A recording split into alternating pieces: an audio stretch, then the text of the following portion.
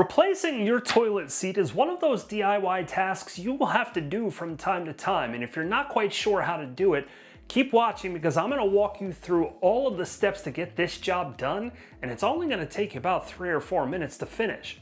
And it all starts with removing the current toilet seat. A flathead screwdriver is the tool that you'll need to get this started. On the back of the toilet, there are plastic tabs that are covering the screws that you're going to need to remove to get the seat off of your toilet. So you can either take the flathead screwdriver and pry those up and remove them. Many toilets have it set up where it just flips up, so you just pop it up in order to get access to the screw.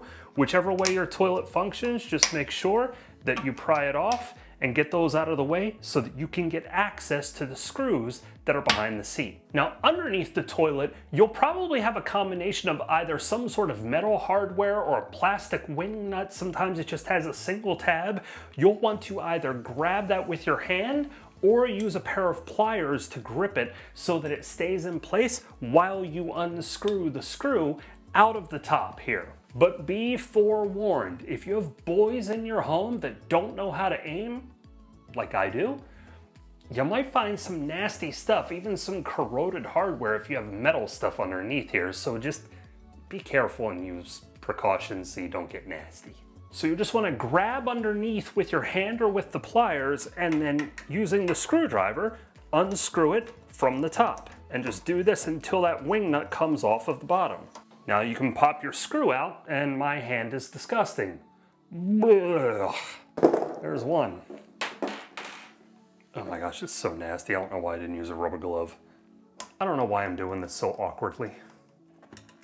Oh, it smells so bad. Don't be surprised at what you might find when you pull this baby out. Now that the hardware is removed, you can lift the seat out of its place. Just be prepared for what you might find, because oh, that's nasty. Okay. As you can imagine, the very next step is to clean this disgusting mess off of your toilet before you put your brand new seat in.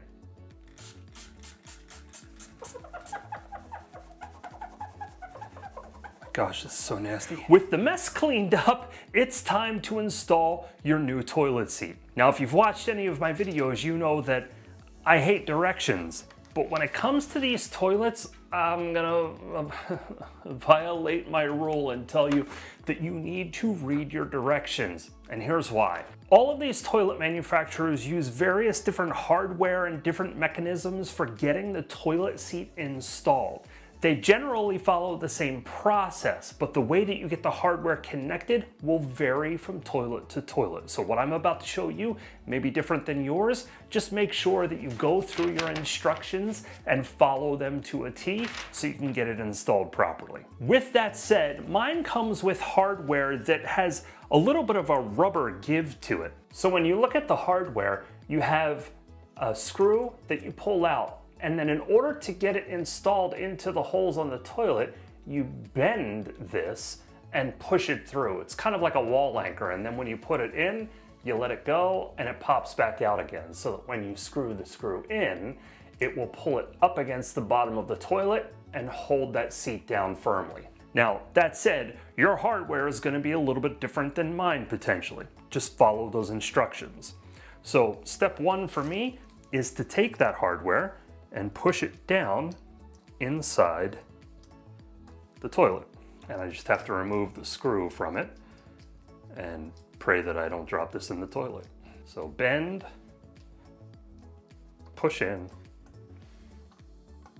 make sure. Perfect. On your plastic seats, you're likely going to have a flip-up design of some sort on the back here that exposes the holes where you need to put the screws in. Ultimately, and for every toilet that you install, regardless of how the hardware is set up, you're going to take that screw and put it through the hole here and then drop it into the holes behind the toilet.